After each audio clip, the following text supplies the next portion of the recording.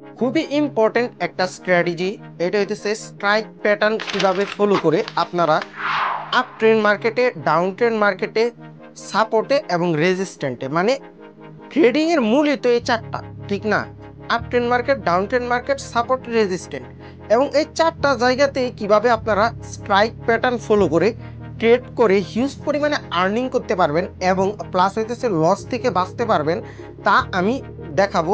So ক্লাসটা সম্পূর্ণ মনোযোগ দিয়ে করবেন, তাহলে আপনারা এই প্যাটার্নটা খুবই সুন্দরভাবে বুঝতে পারবেন।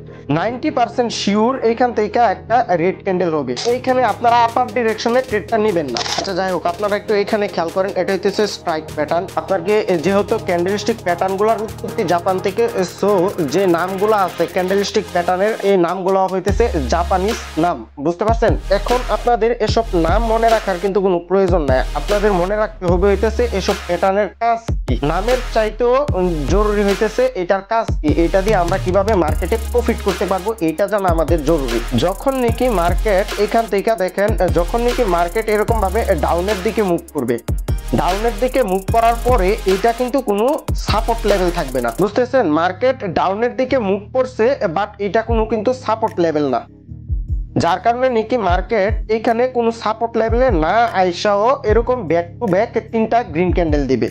তিনটা গ্রিন ক্যান্ডেল দেওয়ার পরে দেখেন, তিনটা গ্রিন ক্যান্ডেল দেওয়ার পরে এইখানে যদি আপনারা যদি একটু এদিকে খেয়াল করেন, লাস্ট যেই গ্রিন ক্যান্ডেলটা থাকবে এইটার কিন্তু আপনার গিয়ে এই রেড ক্যান্ডেলটাকে ব্রেক করবে না। ন্যূনতম 1 পিপস হইল এটার নিচে থাকবে। দেখেন লাস্ট রেড ক্যান্ডেলের নিচে থাকবে হইতেছে, দেখেন এই লাস্ট গ্রিন ক্যান্ডেলটা, বুঝতেছেন? এই গ্রিন ক্যান্ডেলটা যদি আবার এইটা ব্রেক কইরা, এই ক্যান্ডেলটাকে ব্রেক করে 1 পিপসও উপরে চলে যায়, তাহলে কিন্তু এই এন্ট্রিটা মিস হয়ে যাবে আপনাদের।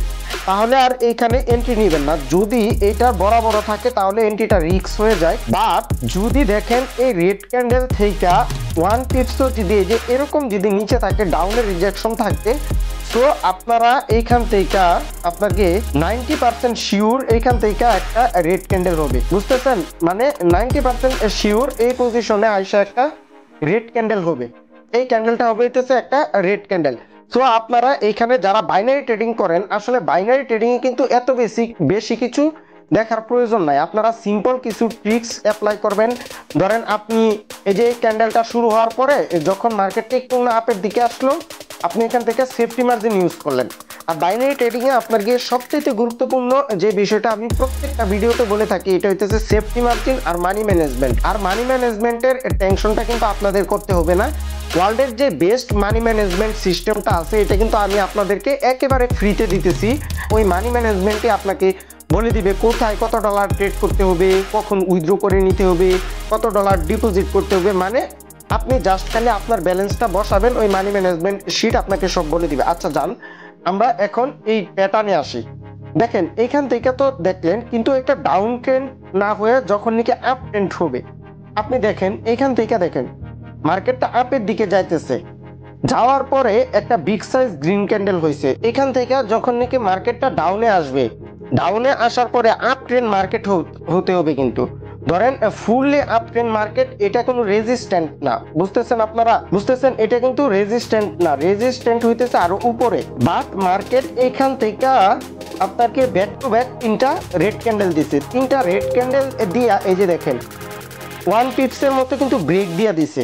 এই গ্রিন ক্যান্ডেলটাকে কিন্তু ব্রেক দিয়া দিছে এটার বডি দিয়া। আসলে শ্যাডো দিয়া ব্রেক দিলে কিন্তু কিছু হবে না। আপনারা আরেকটা বিষয় খেয়াল রাখবেন, এই যে দেখেন বডি দিয়া ব্রেক দিয়া দিছে। আমার আর জুম হইতেছে না, এখানে দেখেন বডি দিয়া ব্রেক দিয়া দিছে। কিন্তু এই ব্রেক দেওয়ার কারণে আপনারা এখানে ট্রেডটা নিবেন না, বুঝতেছেন? এইখানে আপনারা আপার ডিরেকশনে ট্রেডটা নিবেন না। যদি দেখেন, আমি যদি দেখাই, যদি আপনাকে বডিটা থাকতো এইখানে, যদি আপনাকে এটাকে ব্রেক না দিতে পারতো, সো আপনারা এইখান থেকে আপনারা অনায়াসে একটা আপার ডিরেকশনে ট্রেড নিতে পারতেন। এই যে এরকম ভাবে এখানে একটা এন্ট্রি নিতে পারতেন। এটা কিন্তু 100% আপনার গিয়ে 95% এই যে এই ক্যান্ডেলটা গ্রিন হবে, বুঝতেছেন আপনারা? এটা একটু খেয়াল রাখবেন বিষয়টা। 95% শিওর যে এইখান থেকে আইসা এই ক্যান্ডেলটা যখন এটাকে ব্রেক দিতে না পারবে, তখন এই ক্যান্ডেলটা গ্রিন ক্যান্ডেল হবে।